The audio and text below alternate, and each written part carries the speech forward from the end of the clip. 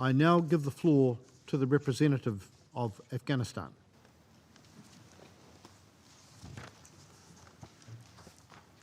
Bismillahirrahmanirrahim. Thank you, Mr. President. At the outset, let me congratulate New Zealand for its successful leadership of the Council this month. We express our gratitude to the Secretary General for his recent report on the situation in my country. We welcome Ambassador Tadamichi Yamamoto as the new Special Representative of the Secretary General and thank him for his first briefing to the Council. We look forward to working closely with him and wish him every success in the very important task. Mr. President, since the Council's last deliberations on Afghanistan on June 21st, the country has seen increased armed clashes and suicide attacks with high civilian casualties, testing our resilience and bringing the peace process to an impasse. During the same time, thanks to continuing support of the international community, we have maintained steady progress to enhance the capacity, capability, professionalism, and sustainability of Afghan National Defense and Security Forces, better known now as ANDSF. In the midst of vibrant democratic debates, as key feature of recent political developments, the reform agenda of the National Unity Government, in line with Agenda 2030, is bearing fruit. Afghanistan has achieved progress in regional trade and infrastructure connectivity, anti-corruption, governance, rule of law and human rights, legal reform, restoring fiscal sustainability and integrity of public finance, commercial banking, development planning, social inclusion, and private sector development. Mr. President, during this summer, the world witnessed terror spread widely across the globe, with major attacks in nearly 20 countries in 3 continents. From Libya to Afghanistan, Somalia, Iraq, Yemen, Turkey, Syria, Bangladesh, France, Libya, Mali, Germany, India, Angola, Congo, Pakistan, Nigeria, and Philippines, terrorist attacks took many innocent lives and inflicted huge damage. It is clear that as terrorist groups face international pressure in the core, they attempt to strengthen their symbiotic networks and resort to more desperate attacks far and wide. Afghanistan has also seen an increase in large-scale terrorist attacks. In June, Daesh affiliates terrorized villages in Nangarhar. A few days later, the Taliban targeted new police recruits outside Kabul. In July, Daesh affiliates struck again, this time against a peaceful civilian demonstration in Kabul. In August, Taliban targeted tourist buses in Herat, followed by an attack on university students in Kabul. In September, they targeted civilians, security officials, and an aid group in Kabul. Altogether, around 180 people, predominantly civilians, lost their lives, and 435 were wounded in these attacks, with extensive damage to infrastructure. Among the victims were scores of our educated and talented youth who were committed to the rehabilitation and development of their country. President Ashraf Ghani, on August 25, called Pakistan's Chief of Army Staff and asked for serious and practical measures against the organizers of the attack on the American University of Afghanistan in Kabul. The savage attacks in populated urban centers showcase the cowardly behavior of the terrorist groups and their supporters to compensate for their so-called spring offensive losses. we have evidence that most of these attacks were orchestrated outside Afghanistan. Last week alone, we seized 2 trailer trucks entering Afghanistan from Pakistan with 35,700 kilograms of ammonium nitrate, an amount nearly 20 times larger than what was used in the Oklahoma City bombing in 1995. Let us take a second to imagine the magnitude of devastation had the attack or attacks been carried out against us or our allies. Judging from previous experience, as we approach the UN General Assembly session, the second anniversary of the National Unity Government of Afghanistan, and the forthcoming Brussels Conference on Afghanistan, the Taliban and other terrorist groups may escalate their attacks to gain international visibility. Mr. President, growing violence, extremism, and terror worldwide is proof that the current pace of counterterrorism efforts is at best lax compared to the magnitude of the threat. Current efforts remain scattered, slow, and at times static, and have proven incapable to match the sophistication and ever-changing tactics of global terror for its eventual defeat as far as Afghanistan's experience is concerned. As a strategic imperative, we must move beyond rhetoric and address the enablers of terrorism, including the role of state elements in orchestrating and facilitating the growth of terror. We need to review the state of UN counterterrorism efforts to identify and address gaps in the implementation and assess what needs to be done by relevant UN agencies to achieve results and effectively fulfill their mandates. The Taliban's brutal attacks have continued in different parts of the country, with particular focus on the provinces of Helmand, Kunduz, and Paktia. Their aim is to create a durable political geography inside Afghanistan for the Quetta Shura and Haqqani leadership. The response from the INDSF has been remarkable. Successive Taliban and Daesh attacks were repulsed in different parts of the country, which proves that these extremist factions do not have the capacity to hold territory anywhere in Afghanistan. However, we're putting in place measures to preempt rather than react to their attacks. I am pleased to report that in line with my government's 5-year national campaign plan, focusing on reconciliation, security, and stability, the mobility and effectiveness of our security forces have further improved Afghanistan's resilience to the ongoing security challenges. Moving forward, we continued support of our international partners. Moving forward, with continued support of our international partners remains critically important. We welcome the outcome of NATO Warsaw Summit last July, which extended the resolute support mission beyond 2016, reaffirmed continuing national contributions to the financial sustainment of the INDSF until the end of 2020, and enhanced our enduring partnership with NATO. We have committed to further strengthen our security institutions and ensure service delivery within the rule of law. We will continue to increase our financial contribution to INDSF. The empowerment of women will continue in all aspects of Afghan society, including service in INDSF and political processes, as well as full implementation of Afghanistan's National Action Plan on United Nations Security Council Resolution 1325.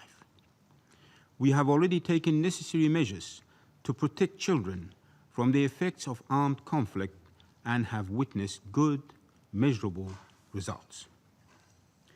Mr. President, despite our constant outreach and efforts at the Quadrilateral Coordination Group, or QCG, Pakistan is yet to utilize the opportunity to play genuine peacemaker.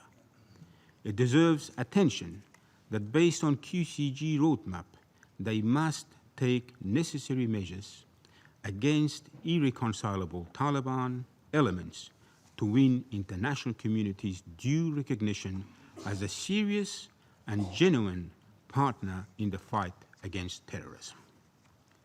We thank the Organization of Islamic Cooperation for its renewed focus on promoting peace in Afghanistan.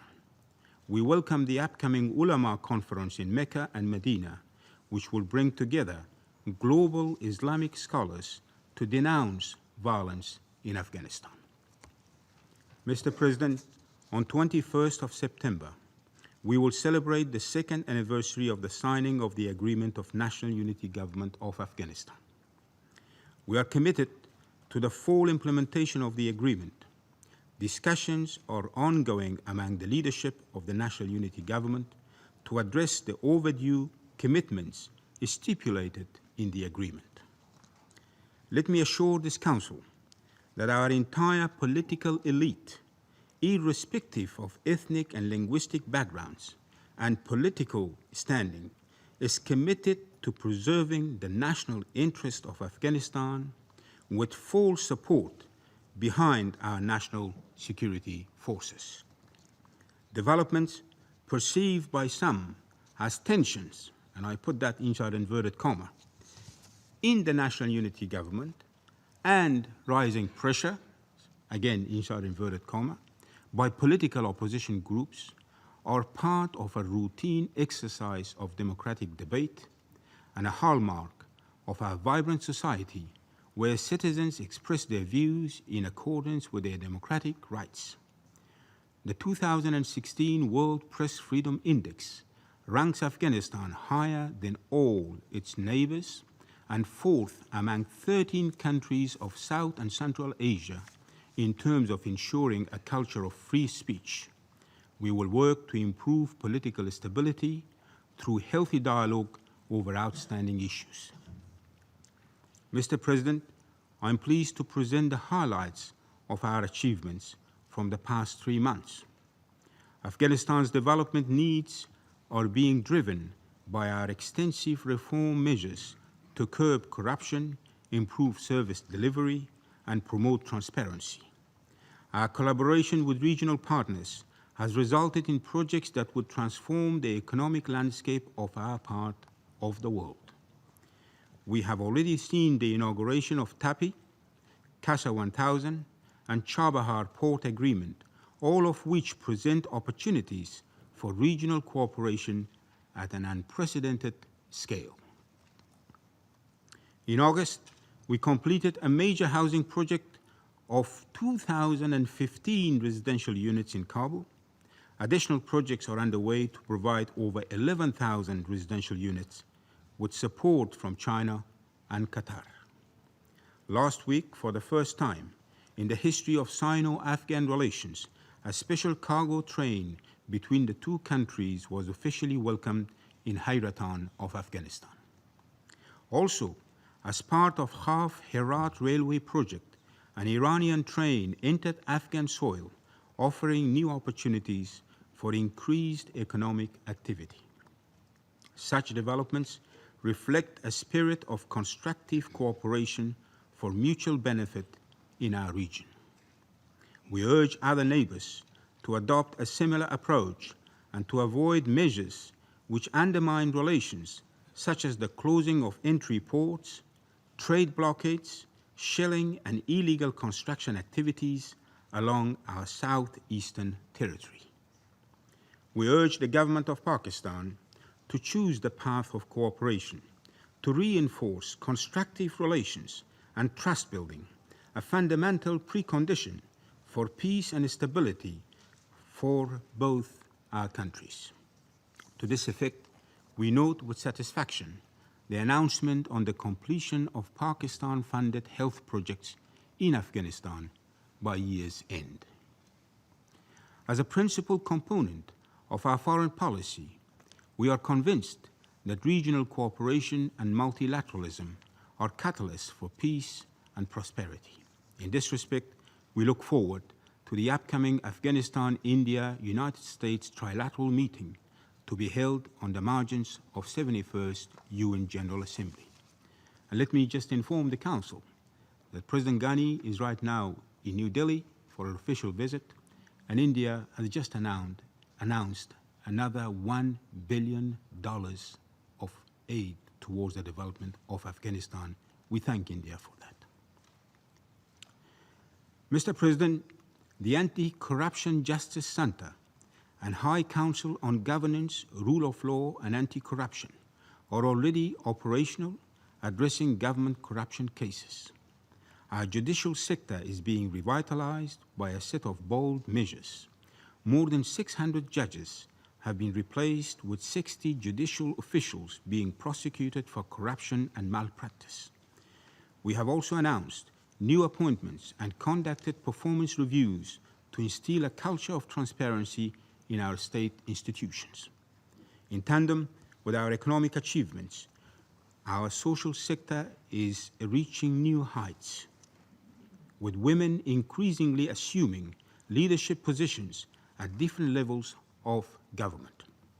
There are more women in senior government positions now than at any other time in the history of Afghanistan. Among them, there are 4 ministers, 9 deputy ministers, 1 governor, 1 deputy head of High Peace Council, and a number of senior diplomats at leadership level. The Ministry of Interior has opened 6 new child protection units in police recruitment centers, bringing the total to 13 in the country. We're committed to the protection of children and have prohibited security forces from using schools for military purposes. We're working on the national policy on civilian casualty mitigation, which will be adopted across all government institutions to better protect our citizens.